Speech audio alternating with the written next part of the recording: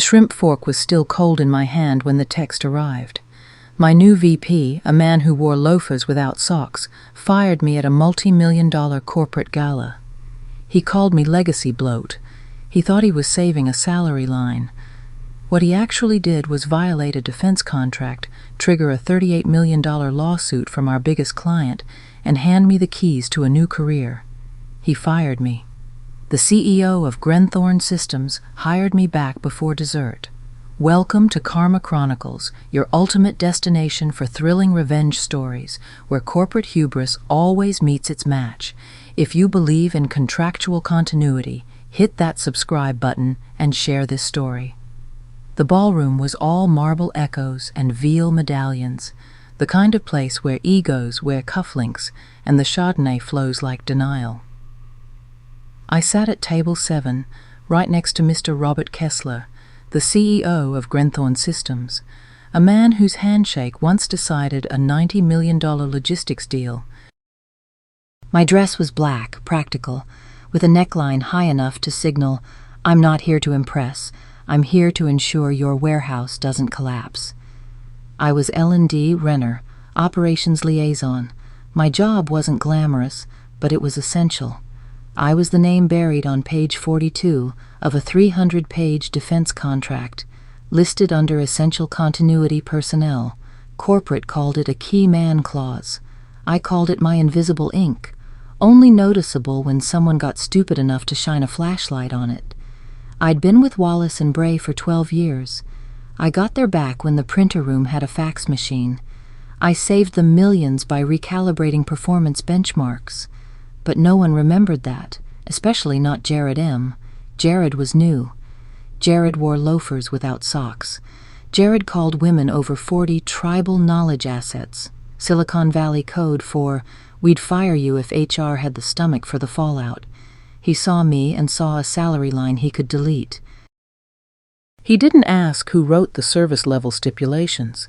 He just saw someone who used bullet points instead of emojis and figured I was past my expiration date.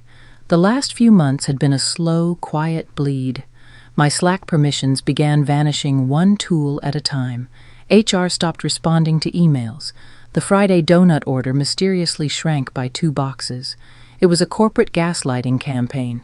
So I printed the contract, the whole damn thing. I highlighted clause 17.4 in yellow and slipped it into my tote bag with the grace of a woman who knew exactly where the landmines were buried and just needed someone dumb enough to dance. Tonight, the gala was the pageantry before the collapse. Kessler leaned toward me over his 3rd glass of wine, asking about our regional onboarding flows.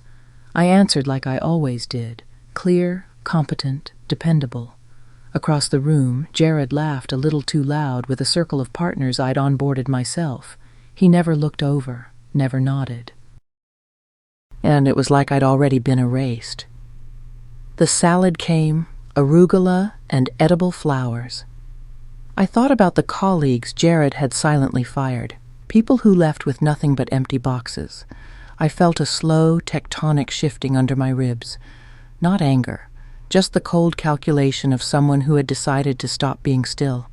It came between bites of cold, rubbery veal. My knife had just met a bone it shouldn't have when my phone buzzed in my clutch like a distant warning siren. I slid the clutch open and thumbed the screen. Jared M. 8:44 p.m.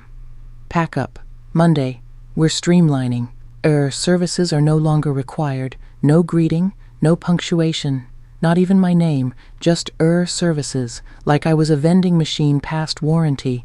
My heart didn't race. No cinematic gasp, just stillness. I looked at it for 3 seconds, took a breath through my nose, and then, without turning my head, I tilted the screen toward Kessler. He was in the middle of swirling bourbon in his glass. He paused, read the message once, then again. He set the glass down on the white linen, folded his napkin once, and leaned in. "Do you remember clause 17.4? He asked, voice low, calm, deadly smooth. I nodded. He pulled out his own phone, some matte black model that probably doubled as a satellite transponder. He began typing, deliberate, 2 thumbs, no urgency. Then he showed me the screen. The text was addressed to Jared M. I believe you just terminated our master service agreement as well. See you in court. He didn't press send immediately. He looked at me first. Are you sure you want this? I didn't blink. I just nodded again, barely more than a tilt. He sent the message. In that moment, a new silence was born. Not the ceremonial hush before a speech, but a silence with gravity, a silence with consequences. Jared, across the ballroom, finally looked at his phone. His jaw ticked. He stepped away from his circle, moving quickly and without his usual swagger. Kessler turned back to his plate like nothing had happened. They're doing crème brûlée tonight, he said. They always burn it, I replied. He grinned wider. Not the only thing getting torched. The crème brûlée was burned, of course, but I ate every last bite. Jared never returned to his seat. His chair sat there like a question mark, and he had vanished into the shadows of the lobby like a man realizing mid-dance that his shoelaces were tied together. Monday came the way a hangover does, loud, cruel, and full of consequences. I showed up to the office at 8:29 a.m. sharp. No need, I said to the facilities guy holding my box. I travel light. The front door opened with a hiss. I got in my car, shut the door, and waited 5 full seconds. Then my phone buzzed. Kessler, 9:02 a.m. Sit tight. This gets fun. By lunchtime, the firm's lawyers had entered the first stage of corporate grief. They sent a memo to Grenthorne claiming Clause 17.4 was contextual and non-binding. Grenthorne's reply was swift. Your firm has breached contract terms. Formal complaint and demand for damages incoming. By noon, the lawsuit was filed. The number hit like a bomb. $38 million. Immediate projected losses, government penalties, and potential delays in 5 military supply chains due to the severed continuity. The general counsel at Wallace & Bray reportedly slammed a binder across a conference table, muttering, "You fired the clause holder." Jared, in all his sockless glory, had acted unilaterally, without legal review, due diligence, or sign-off, just vibes. A week later, an internal email leaked. Subject: Who approved firing Ellen? The thread had no replies, just a chain of executives quietly choking on their own omission. The news dropped on a Wednesday morning. Wallace & Bray's stock fell 11% before lunch.